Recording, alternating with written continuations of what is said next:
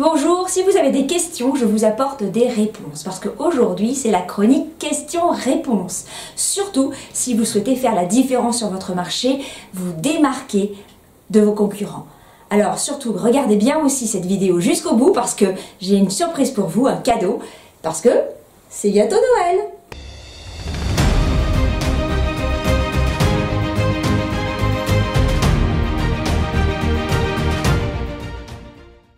Bonjour, je suis Marie Botiguian et vous êtes sur les chroniques Marie B, la chaîne qu'il faut suivre si vous souhaitez donner de la puissance à votre entreprise et à vos valeurs. Et je suis sûre que vous le voulez, parce que sinon vous ne seriez pas ici. Aujourd'hui, nous avons une question de Catherine qui écrit « Bonjour Marie, je me sens noyée sur mon marché. Je dirige une agence d'intérim indépendante et la concurrence est rude. Auriez-vous des astuces pour faire la différence et me démarquer s'il vous plaît?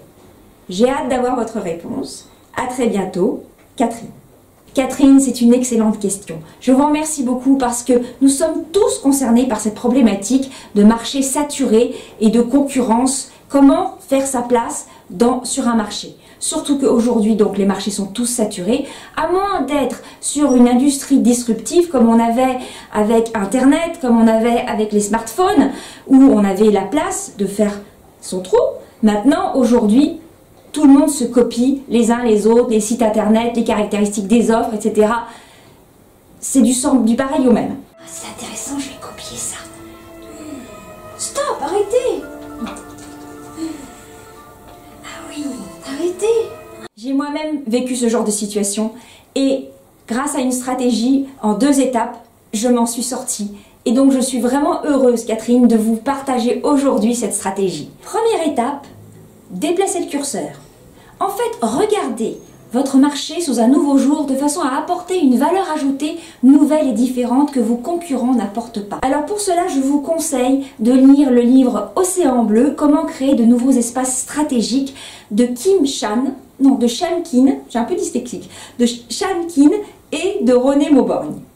C'est un best-seller qui s'est vendu sur les 5 continents à 3 500 000 exemplaires en 43 langues. Alors Shan Kin et René Mauborgne, qui sont 2 professeurs de stratégie à INSTED, nous démontrent que si l'on essaye de s'intégrer dans un marché en respectant stricto sensu ses normes, ses lois, ses frontières, alors on va se retrouver complètement coincé comme dans un océan rouge.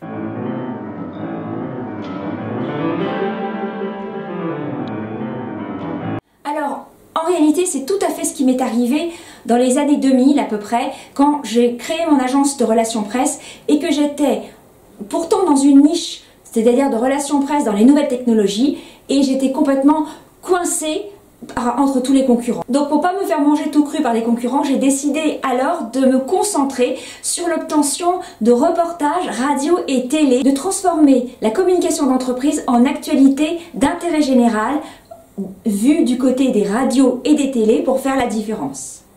Et au bout de quelques années, j'étais comme dans un océan bleu.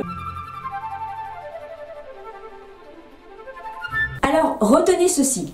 Shan Kin et René Mauborgne écrivent « Comme les frontières d'un marché et les structures sectorielles ne sont pas fixes, le but n'est pas de faire mieux que les concurrents, mais de réaliser un grand bond en avant qui rendra la concurrence sans objet. » Et ils poursuivent « Au-delà de la conquête des marchés de niche, l'objectif est d'apporter une proposition de valeur irrésistible à l'attention des acheteurs. » Donc la question qui se pose maintenant, c'est comment apporter cette valeur ajoutée nouvelle et différente. Et là, on arrive à la 2e étape, coller votre empreinte.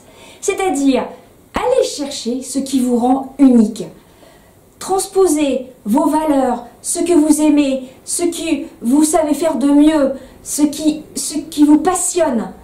Et aussi, aller chercher dans d'autres secteurs. Dans la restauration, dans l'industrie, dans le cinéma. Comment est-ce que justement les différentes entreprises arrivent à faire la différence dans d'autres secteurs? Alors je vais vous donner un exemple. C'est pas par hasard que je vous ai cité cet exemple de mon vécu sur les relations presse. Si j'ai travaillé sur les reportages télé et radio, c'est parce que justement ça correspondait à ce que je porte ce que je portais, ce que je porte toujours par rapport à mes valeurs qui sont en fait de porter des messages d'intérêt généraux.